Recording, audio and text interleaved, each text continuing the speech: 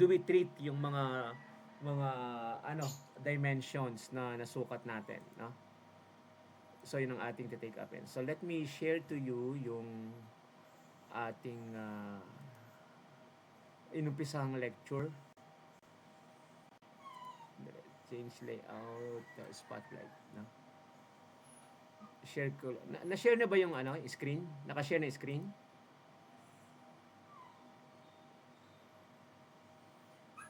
Hindi pa po.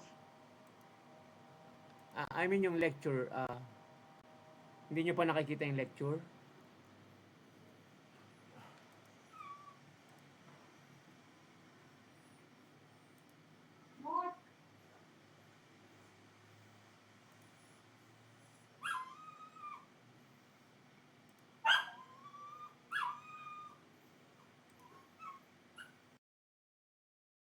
Di pa naka-share yung screen natin? Saan ba yun? Share.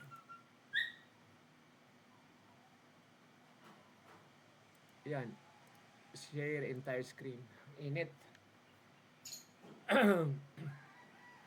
Yung mga nag-join lang pakisabihan na mag-attendance ha. Kasi baka mawala yung 10% nyo sa attendance.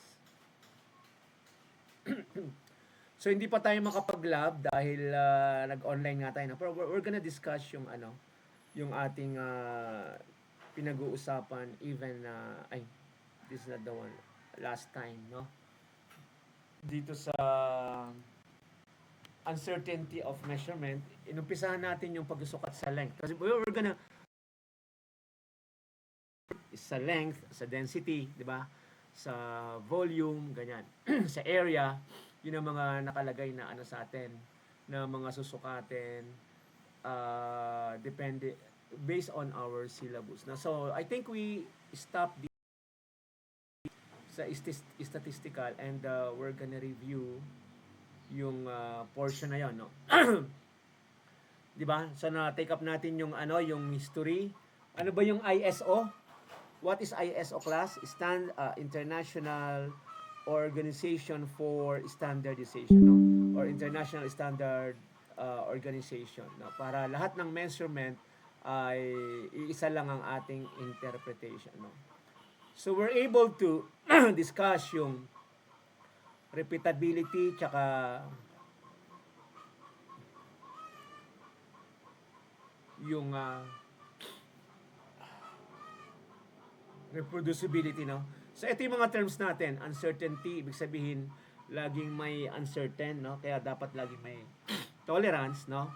Meron tayong mga parameter na disperse, no, sa values na sinusukat natin. Yung bagay na sinusukat natin ay tinatawag na measurand, no? Yung pagsusukat ay measurement, no?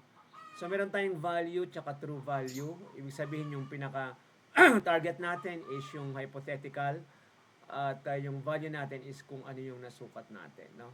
Na-discuss din natin yung mga bagay-bagay na nag-i-influence sa pagsusukat, no? Ano yon? Tinatawag na mga M. Ano yung M? 6, 5 ba yun? 6. Ano yung mga M class? Sa linggo na, nakalimutan na yata. Ano yun?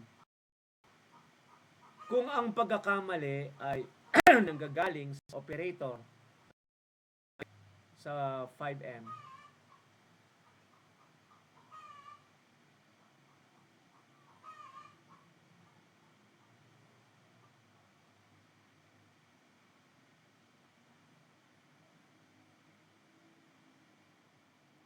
ano yung 5M?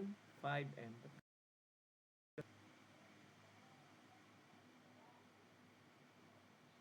Ano yung 5M? Sumagot kayo kasi hindi ko alam kung nandyan pa kayo o ano.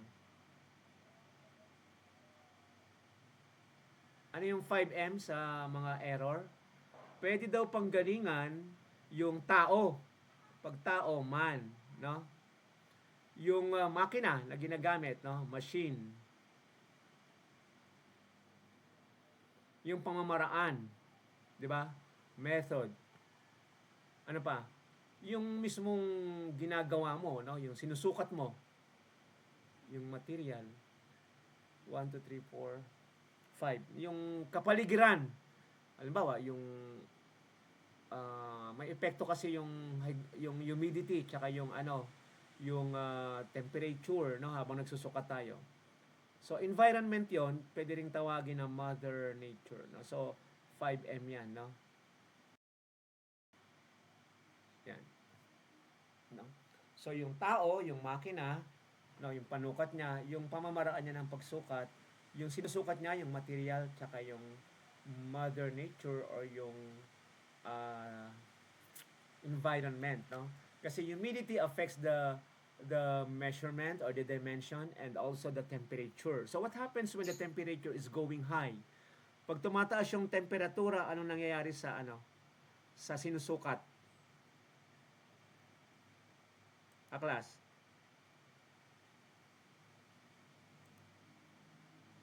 Ano ang nangyayari sa sinusukat pag tumataas ang temperature? Nag-expand, sir. Nag-expand. So pag sukat mo, halimbawa 20 mm, biglang lumaki na 21.5 o 20.5, no? O pag lumamig naman, magko-contract, no? So yun yung mga factors na pwedeng panggalingan ng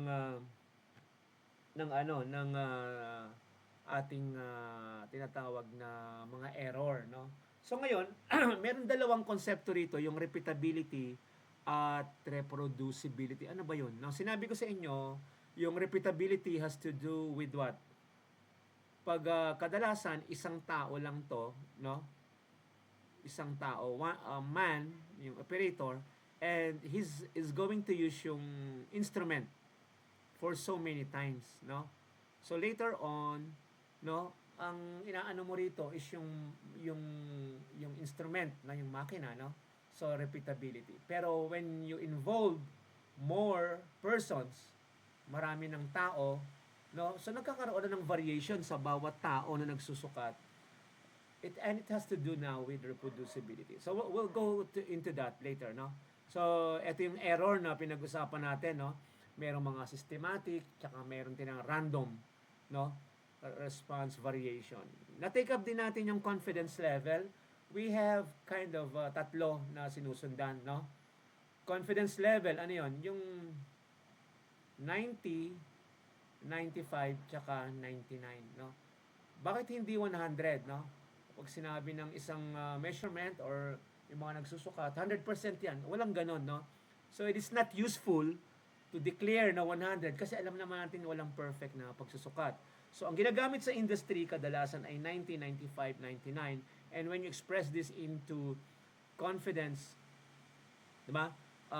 Interval or level of, 'di ba? Confidence, pwede siyang i-convert sa decimal, no? 0.1, 0.05 at 0.01, no? Even sa statistics, ganyan ang ating no? So na-take up din natin yung mga sources of error na pag-usapan din natin yan. And I think we were kind of na pag-usapan natin yung tungkol sa statistical method, which is mahalaga na yung iba pakibasa na lang kasi mga narrative lang naman yun o mga explanation, no? I want to dwell right now kasi we have limited time today, no? Hanggang 3:30 lang tayo or so, no? Ito yung sinasabi ko na standard, workpiece, instrument, person. Inintindihan ba to? So yung standard, no, pwedeng mangyari yan pwedeng under yan ng method, pamamaraan. Workpiece, ano yan? It could fall under material. Instrument, no, yung machine or yung equipment. Person, of course, yung man, yung tao. Environment, we could translate this as mother nature, no, para lang just to maintain the M, no? So 1 2 3 4 5 5M, no? 5M's, okay? So bilang review lang 'yan, pag sinabi sa sa exam, what are the sources of errors, yun ang pwede nating sabihin, no? So ito yung mga statistical last time na bago tayo pumunta dun sa tatlong yung sa central measure of tendency. Ito nga palang lecture na to galing pa sa Australia, no? Kasi dati ako nagtatrabaho sa DOST. Nakiusap ako na pwedeng hiramin. Hindi naman to intellectual property rights, no? Ito ay academic, no? So hindi naman nagbabago yung formula ng ng average, no? It so happen na naka-arrange na, no? And we have to kind of give due citation, due acknowledgement dun sa gumagawa, no? Hindi lang basta-basta natin kukunin, no? So bilang review lang, ano ang formula ng average? Ito 'yon, no? Kukunin mo bawat isa, di ba? Halimbawa, x1. Review lang, no? Kasi parang medyo matagal na, nakakalimutan na agad, eh. Kunin mo yung bawat sukat class, no? X2, X3, no? Pag nakuha mo yon, summation mo, no? Greek letter sigma, summation, ito yun, no? Summation of xi, meaning individual measure. You get the measurement individually, and then you try to add, ito yun, no? This is the portion. Pag na-add mo na siya, lahat ng mga xi, i-divide mo sa number of measurement or trials or data. Yun yung tinatawag na average or mean. At lahat ng sukat ay ginagamitan ng ganyan, no? So now, punta na tayo sa partner niya. Ano naman yung standard deviation, no? Kasi mahalagang bagay ito na pag kumuha na kayo ng data analysis, no? Engineering data analysis, o gumawa kayo ng mga thesis o mga pag-aaral, no, mga study, yan din ang gagamitin. Di ba? Naintindihan ba? So, dapat alam niyo yung no? Dapat yung alam niyo yung proseso, no? So ngayon, ang tanong, ginagamit ba ang average sa standard deviation? Ano ba yung nila, yung relasyon? So bilang pag-uulit, no, doon kasi madaling na nakakalimot yung mga tao sa ngayon, no. So yung average or mean ay paraan ng pagsusukat sa location, di ba? Pag kinuha mo yung average, gusto mo nasa gitna siya kasi if you're trying to measure a 10 millimeter diameter shaft, no, sa isang bakal na tinurno mo o binili, gusto mo 10 mm ang makuha, no? Ano, plus or minus 1. Anong ibig sabihin yan? Yung system or yung pagsusukat, no, sa design at sa mga assembly na requirement allows, no, pumapayag na ikaw ay pwedeng umabot sa 11. Tama ba? Ayun, 10 plus 1, 11 eh, di ba? 10 plus 1, 11. 10 minus 1, ilan? 9. Di ba? So, ibig sabihin, mula 9 hanggang 11 ay pwede kang pasok yan dun sa tinatawag na tolerance, no? Pero ang gusto mo, lahat or halos lahat ay mapunta sa gitna, no, which is the average, no? Ibig sabihin kung 10 yan, di ba? Tapos sinukat mo yan, no? So ibig sabihin magkakaroon niya ng na diyan yung average, no? Na 10 ang mo, ang nakuha mo. Halimbawa, no, kasi 10 yan is 100, no? Halimbawa, 10, 'di ba? 10 times 10 yan eh. Sinukat mo or binilang mo, no, 10. O imbis na add mo, i-times mo na lang, pareho lang naman yun. So 100 divided by 10 pieces is 10, no? 10 millimeter halimbawa, no? Yung ito yung sukat ng bawat isa, 10 10 10. Eh di ba inad mo na, no? So ito gusto mo ganito yan, no? So lumalabas na ang mean ay measure of location, di ba? Location. Ngayon, paano naman nasangkot o paano naman na involve yung tinatawag na standard deviation? If you are asked directly, no, point blank, no, on the spot, ano ba yung standard deviation, no, as an engineer from PUP Manila, no? So mahirap ipaliwanag yung standard deviation sa formula. Dapat alam mo or sa graphics, di ba? So sabihin mo ang standard deviation, ang natutuhan ko diyan, ang pagkaalam ko ay ang distansya mula sa average, no? Hanapin mo yung average, tapos eto, no? Meron siyang tinatawag na point.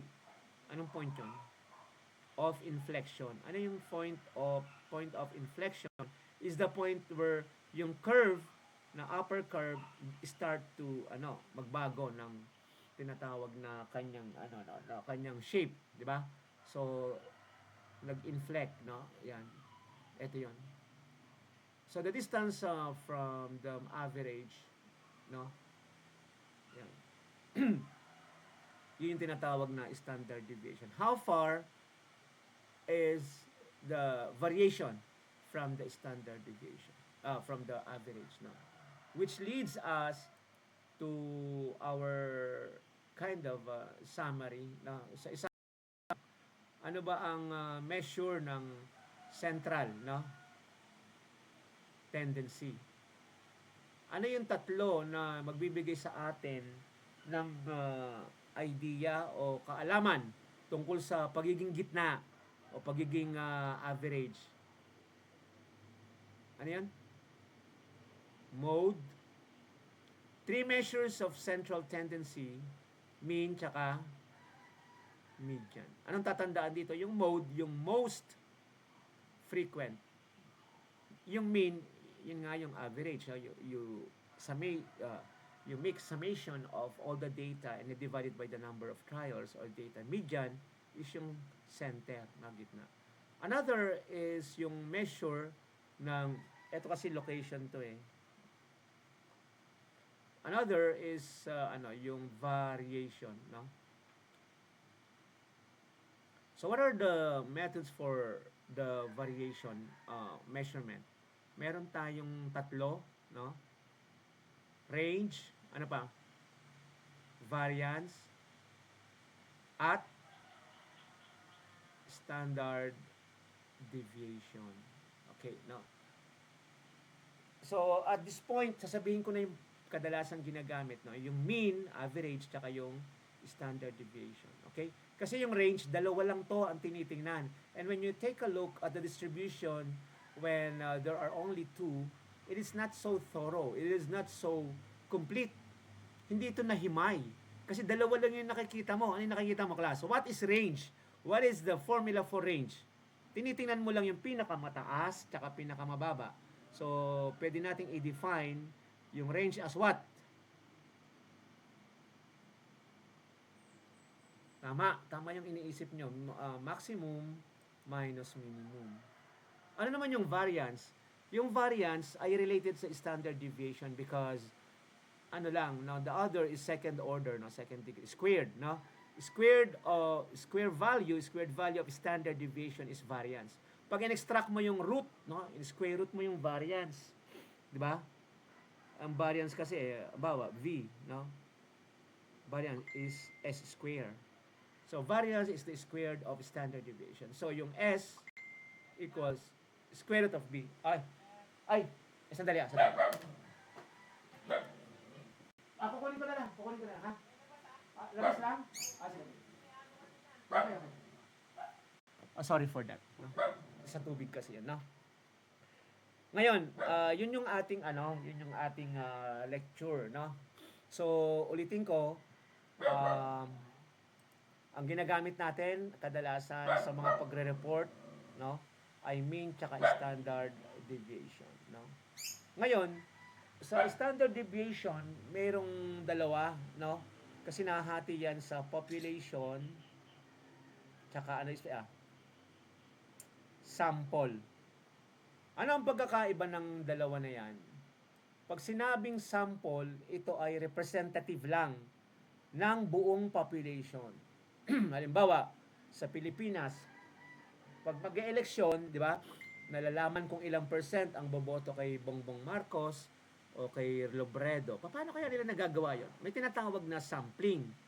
Ang ibig sabihin ng sampling, class, hindi mo kailangan na tanungin ang bawat tao, di ba? Hindi mo unang-una, imposible yun, no? Pangalawa, magastos, ubos yung oras, baka tapos na yung eleksyon, hindi pa tapos yung pag-survey mo, no? Ngayon, paano ginagawa ang sampling? May iba-ibang method, pero ang point natin dito, for example, the whole Philippines, in order for us to get an objective representation of each of the component ng buong Pilipinas, aalamin mo kung ilan yung region, di ba? I think there are 17 no regions kasi nandyan yung NCR, may Maropa, di ba? Ano pa ba yung ARM, di ba? Cordillera, autonomous, no? So sa 17 region na yon, kukuha ka ng sample para maging even, no? Pwedeng, di ba, yung may iba-ibang sampling, no? Stratified sampling or kung ano, no? Kung gusto mong population, o tanungin mo bawat isa sa buong Pilipinas, no? Ganun lang yun. Okay? So, sinasabi natin, pag sample, representative lang at population. May halaga ba yan sa formula? Ang tanong, may halaga ba yan, sir? Yung pinag-uusapan natin, may halaga ba yan sa formula? Meron. Kasi sa standard deviation ng population, ito ay tinatawag na sigma. Tapos, sa sample ay S, no? Even sa mga, ano ba to? Population. Even sa mga nomenclature o sa mga symbol, may pagkakaiba yan, no? So, what is sigma? Sigma is when you try to get, no, the standard deviation. And what is the standard deviation? Standard deviation is you try to get the average and you try to deduct from each of the data, no, entry. Tapos i-measure mo 'yon. Kunin mo yung sum, 'di ba? Ipapang divide mo ay n. Yan, no? Kasi population buo. Ngayon, pag sample, pareho lang din. You try to get the average, i-minus mo din yung bawat entry.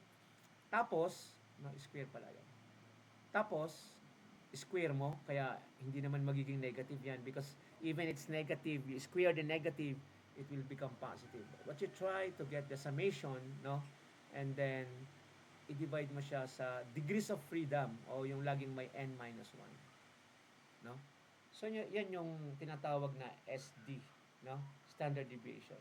Sa population, it is called sigma. Sa is S.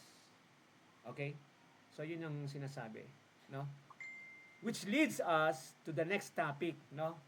Ano ba yung mga pinag-uusapan natin, sir? May kabuluhan ba yan? May kabuluhan kasi ang ating unang tinatalakay na paksa ay length. Pero kahit area, volume, measurement, temperature, everything ay dadaan sa tinatawag na statistical method. Alam mo, pag kumuha ka ng mga sukat, hindi lang naman pagkuha ang mahalaga, no? Ang mahalaga ay yung pag-treat na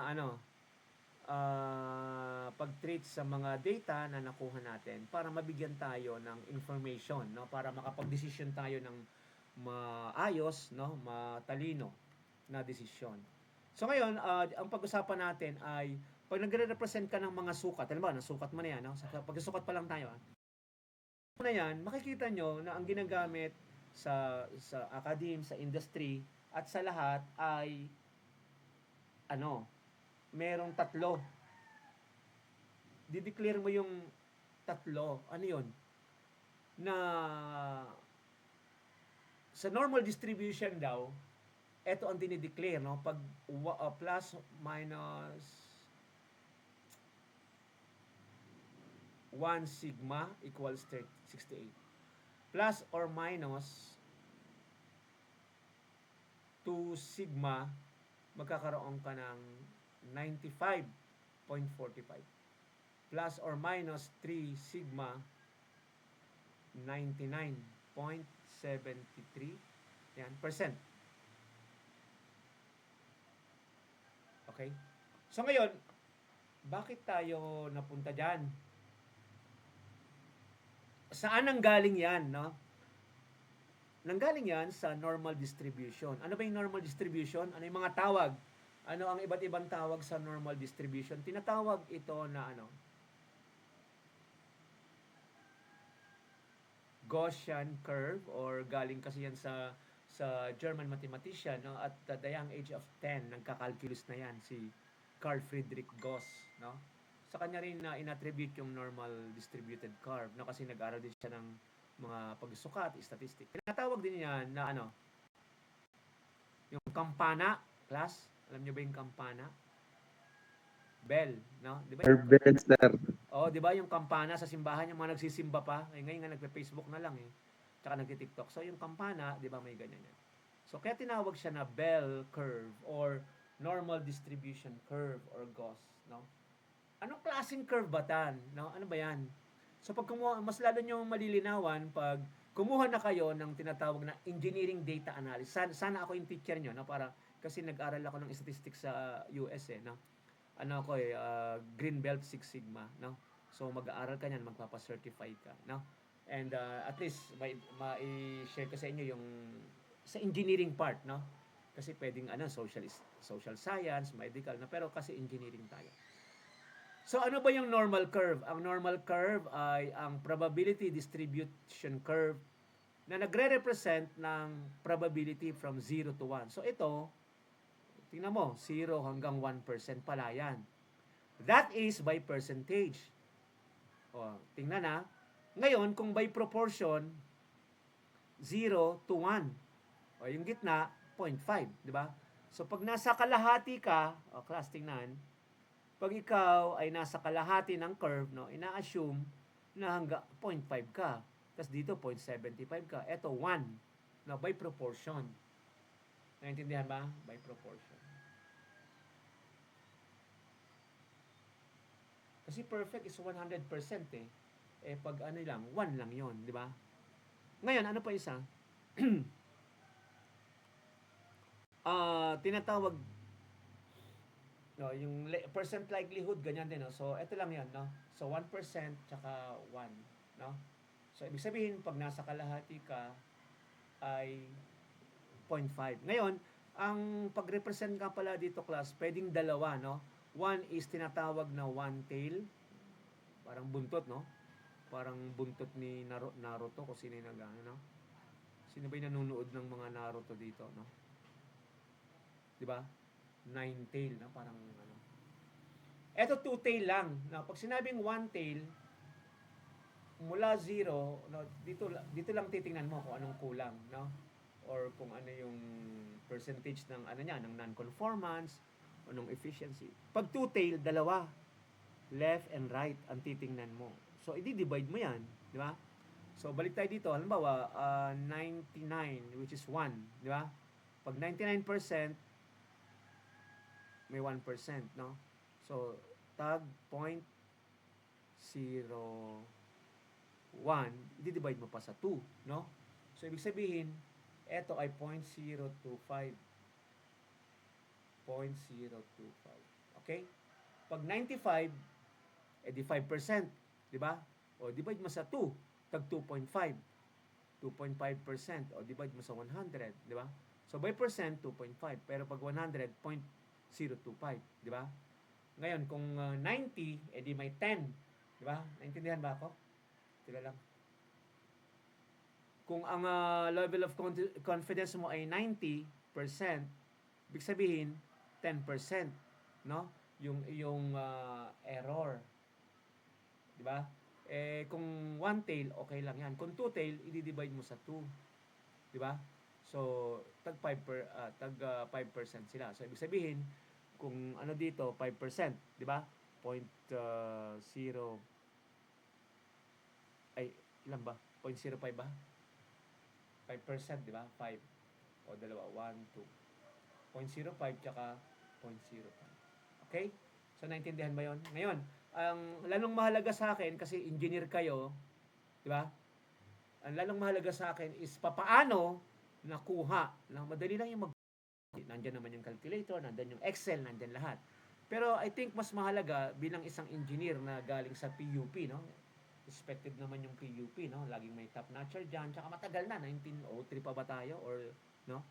So matagal, no? Marami ng mga nakilalang tao, mga top notcher, mga nakagawa ng malalaking contribution. Pero as an engineer or as a person or a student attending a higher educational institution like a respectable PUP, dapat malaman mo kung saan nanggaling yan. Di ba? Sir, saan ba nanggaling yan? Tatlong yan. Sa normal distribution, yan ang laging nire-represent. Pero ang tanong natin, saan ba nanggaling yan? No? Nakikita ba, class? 68, 95, tsaka 99. Anybody? Saan ang galing yan? Saan ang galing yan? Yung makakasagot, ililibre ko next week ng kape. Huwag sa Starbucks. No? Sa 3-in-1 na lang. Saan ang galing yan? 68, 95, at 99.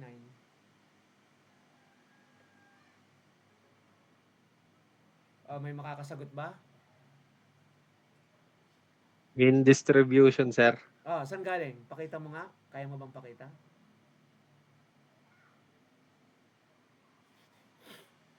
Sa Carbell, sir. Kaya nga, papaano?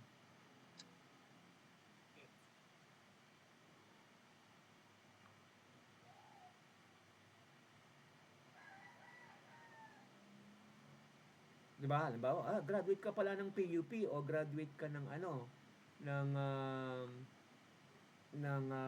di ba, ME. Di ba? Nakapag-aral ka ng ng ME lab or ng tinatawag na engineering data analysis. Ayan. No? Yours to sis, So dapat alam mo kung saan galing 'yan, no? So nanggaling 'yan sa tinatawag na yung distribution curve, tama, no? Alam nyo ba yung distribution curve ay punong-puno ng mga numero, di ba? Sandali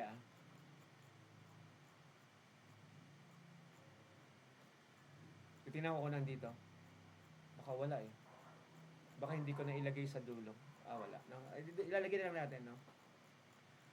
Yung mga distribution curve kasi, di ba, pinasimple ko lang, sabi ko 0 to 1 kung proportion. Kung decimal, 0 tas 0.5, ito, no? 0 tas 0.5 tapos 1, no?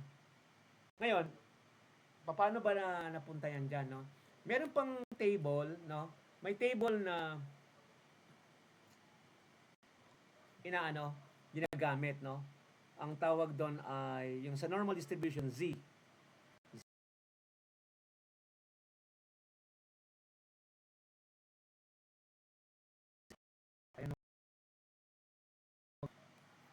Z, no?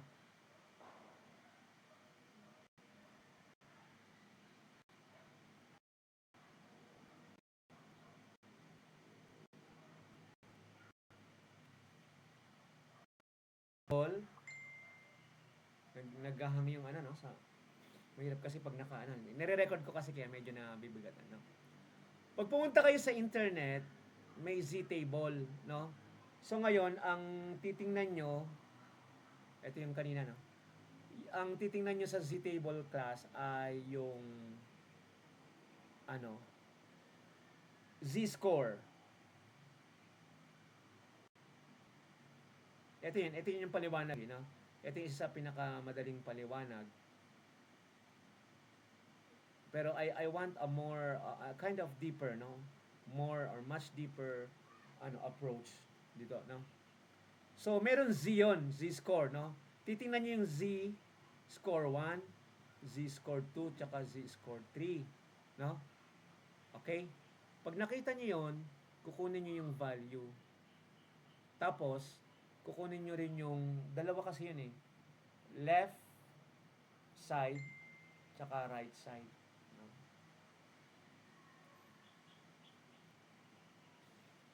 Left side tsaka right side para makuha nyo, no? I-demonstrate ko ha.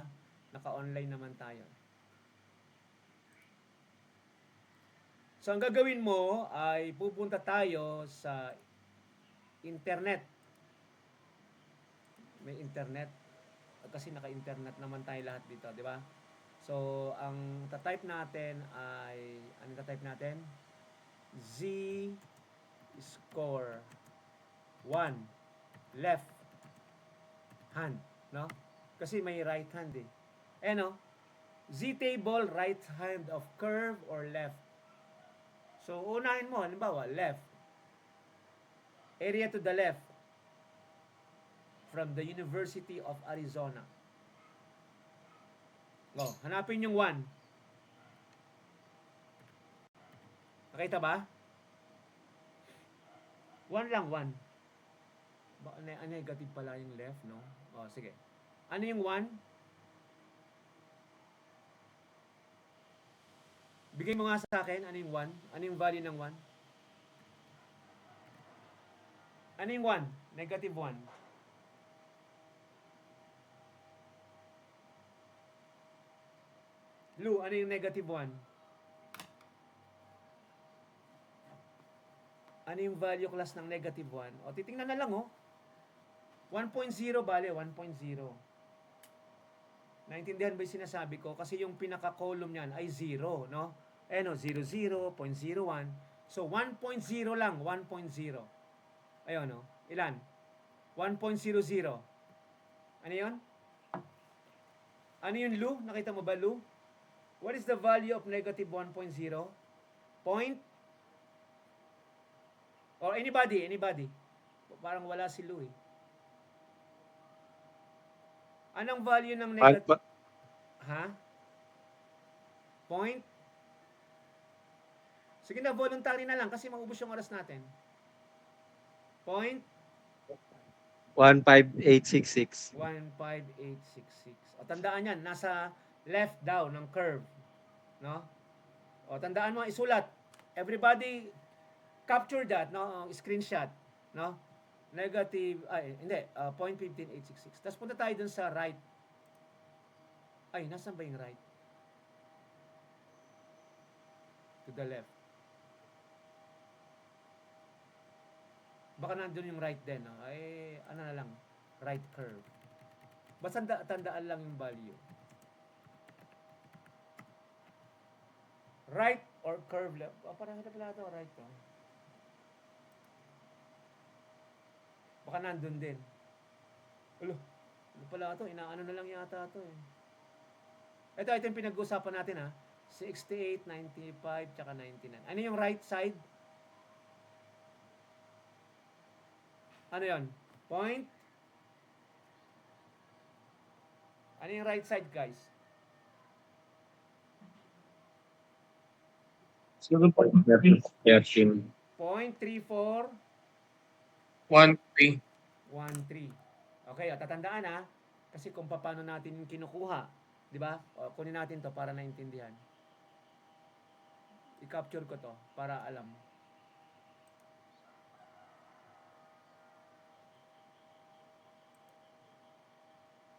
Saan ba tayo? Dito ba tayo? Ayan, no? Kumuha lang ako ng isang ng blank page, no? Paano natin na-explain yun, guys, dun sa sa yung pinag-uusapan natin. Yan.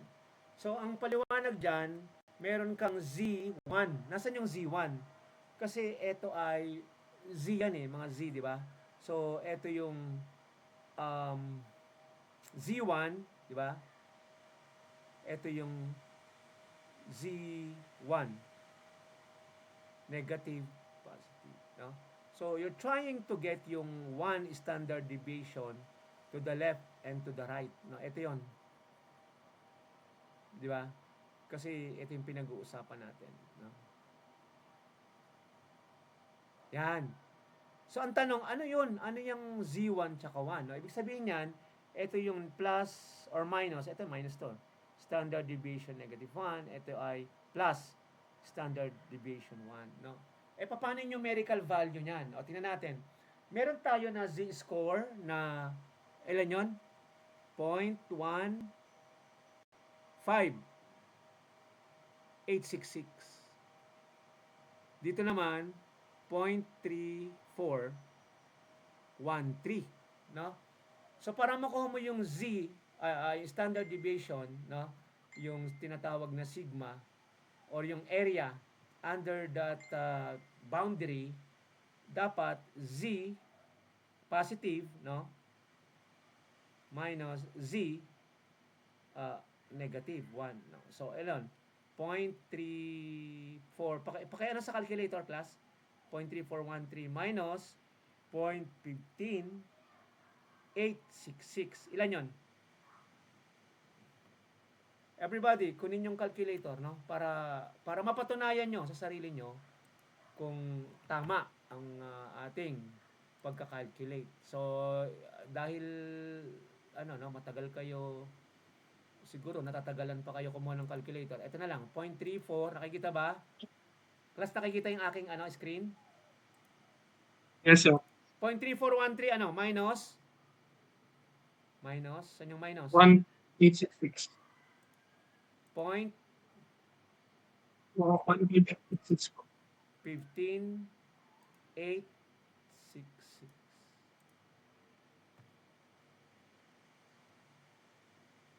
Ilan yun? Bakit ganyan? Anong answer? Bakit 18? 0.1826 po. 1820. Tama ba tayo dyan? Dapat 68 eh. 68. Sandali. Dapat doon tayo sa right side, sa dulo, no? Sa pinakadulo. Sandali.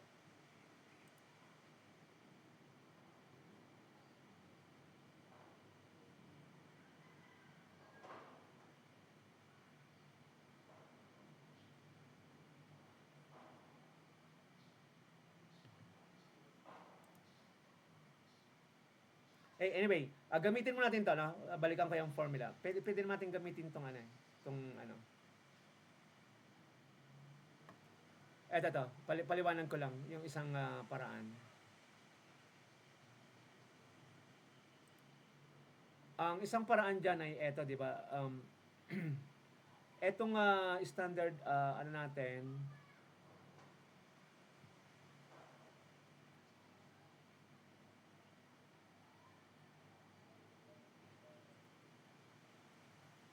di ba ito yan? No, ayan. So, pag nandyan, di ba 50% yan, no? 50%. Tama ba? By percent, no? So, doon sa positive side niya, 34, no? 34. Anong sabihin, no? So, ang ibig sabihin, kung gusto mong kunin yan, di ba? So, 100%, di ba? 100% yan. Pag minus mo yung kalahati is,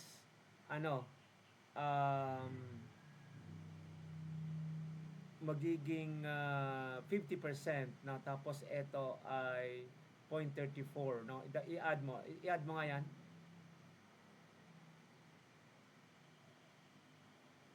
$50 plus 34 by percent 1.3. Ilan yan? 84.13. Tama ba?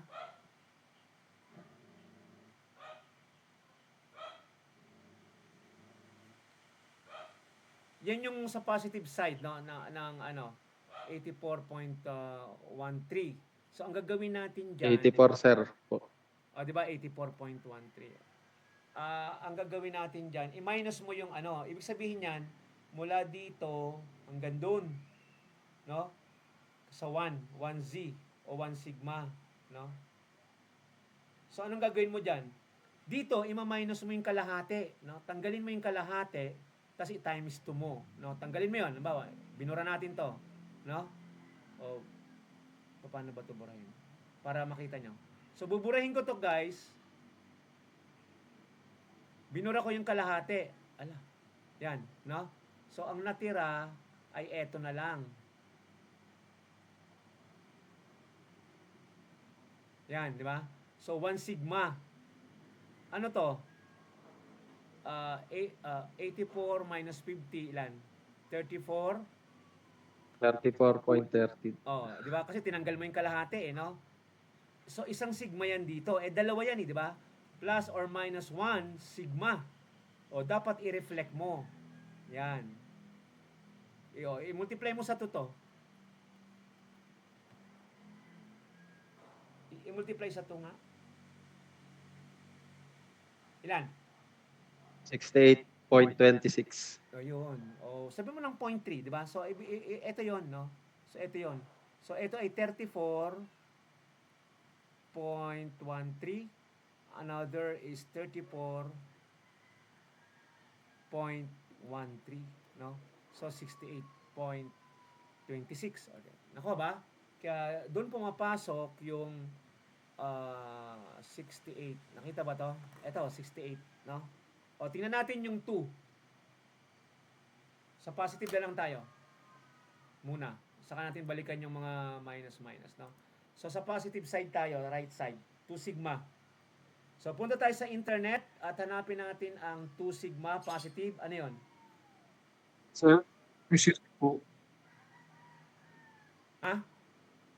40 minutes lang po yung 14 minutes? O, sige, Apo, sige. sir. Tapusin lang natin itong Wa- yung 2 sigma.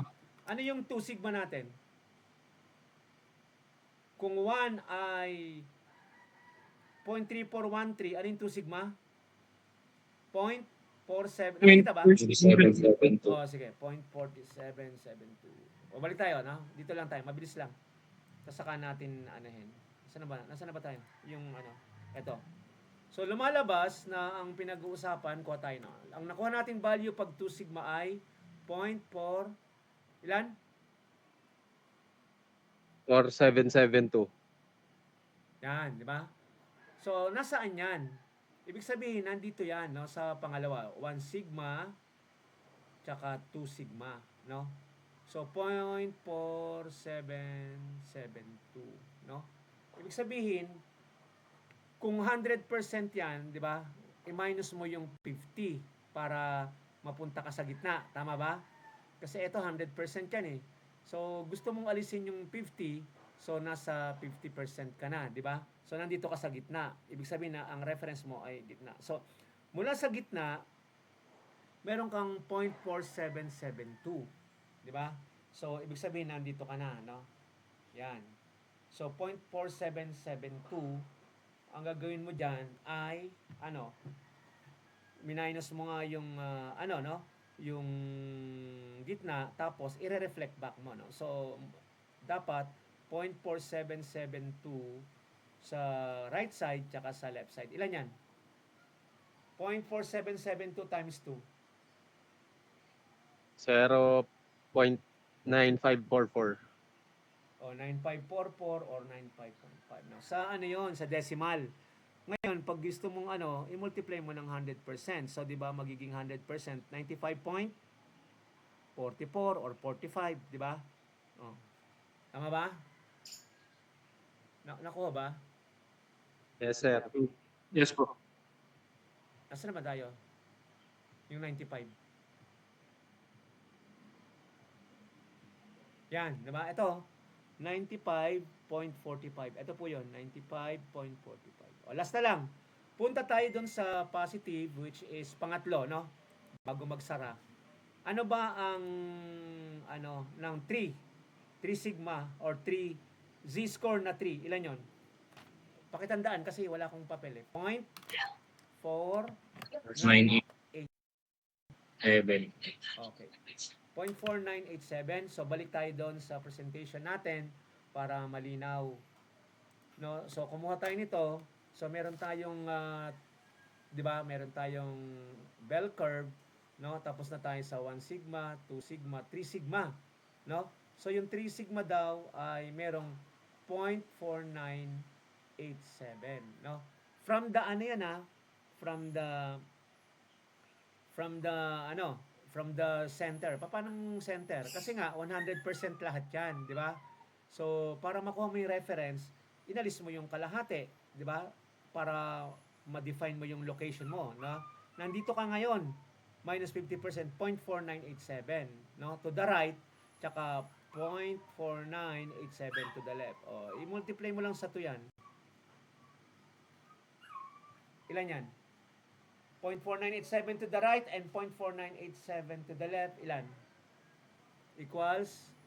0.9974. Oh, 9974. 'Di ba? Sa percent, 'di ba? Sa percent 'yan. Kaya lumalabas dun yung percent. So natutuhan ba? May natutuhan ba ngayong hapon na yun pala ay galing lahat doon sa normal distribution curve. Ayan, 0.99. Saan ba yun?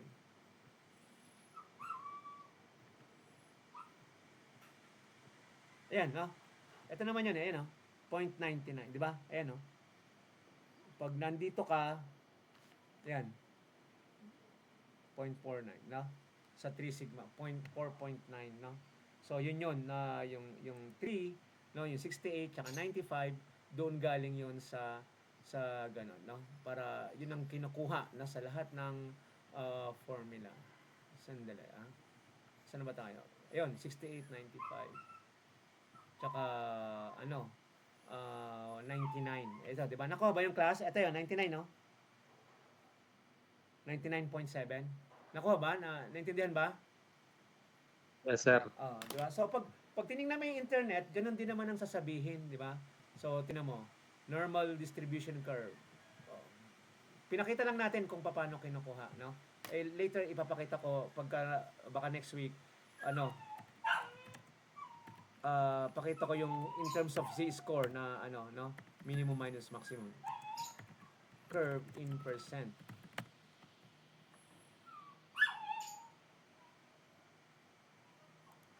Ito yon, no? So, kung titingnan nyo rito, ayan, 50, di ba? Ito yung mga, niya, nasaan na ba yan? Ayan, di ba? Ito yung pinag-usapan natin kanina para hindi kayo naliligaw. Di ba? Kunin natin yung screen ko, no? Ano sa ngayon?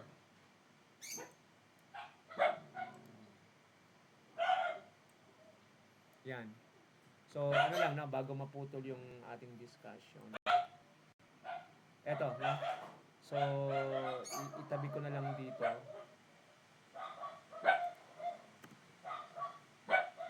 Yan. Ay, saan ba ito nang galing?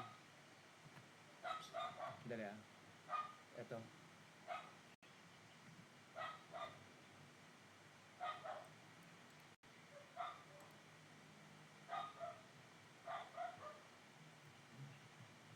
Sandali, ah. Hindi ko makopya eh.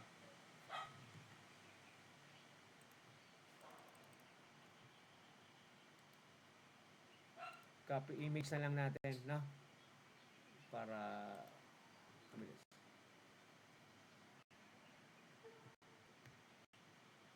Yun, no? So, kung nakikita nyo, ito yun, no? So, if you have 1 sigma, di ba? Ibig sabihin, average yun, di ba? Average minus sigma. Minus sigma plus dun sa average, meron kang 1 sigma to the left, 1 sigma to the right. Ang equivalent nun ay 34.13%. Saan mo nakuha yun? Doon sa normal distribution curve, no? So, ito yun, 68.86. Pag 2 sigma to the left, 2 sigma to the right, sabi ko nga, ang sigma ay standard deviation, 95.44. Tapos, 3 sigma to the left, ito yun, 3 sigma to the right, mag-a-add ka ng 3 sigma, 99.7, no? So, ito yun. Okay? I think, guys, magsasara na tayo, tapos,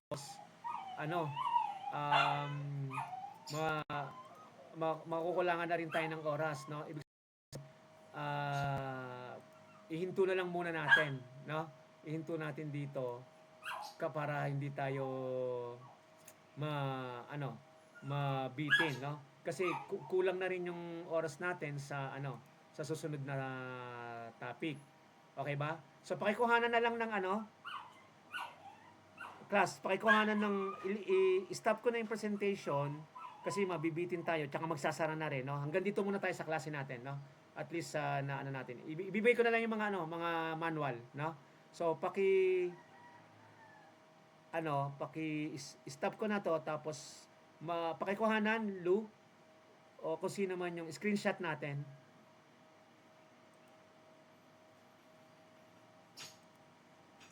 Pakikuhanan nga yung attendance. Pakikuhanan yung tile na lang kahit sino at least meron tayo.